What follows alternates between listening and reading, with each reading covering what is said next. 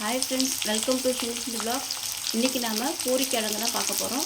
எப்படி செய்யணும்னு பார்க்கலாங்க. ஒரு பேனில் வச்சுட்டு கொஞ்சமாக எண்ணெய் ஊற்றிட்டு கடுகு, பச்சை மிளகா, வெங்காயம் போட்டுக்கோங்க. அதை நல்லா ஃப்ரை பண்ணிக்கலாம். இப்போ ஒரு கேரட், கொஞ்சம் பச்சை பட்டாணி சேர்த்துக்கலாம்.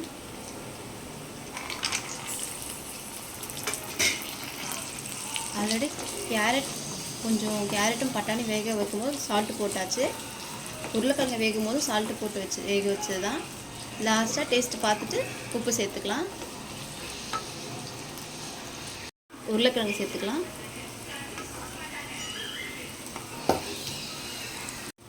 கொஞ்சம் தண்ணி சேர்த்துக்கலாம். 5 நிமிஷம் கொதிக்கட்டும். அதான் ஃப்ரெண்ட்ஸ், சுவையான பூரி கிழங்கு மசாலா ரெடி ஆகிடுச்சு. மார்னிங் பிரேக்ஃபாஸ்ட் எங்கள் வீட்டில் பூரி கிழங்கு மசாலா. உங்கள் வீட்டில் என்ன சமையல் கமெண்ட்டில் சொல்லுங்கள். மறக்காமல் சேனல் சப்ஸ்கிரைப் பண்ணுங்கள்.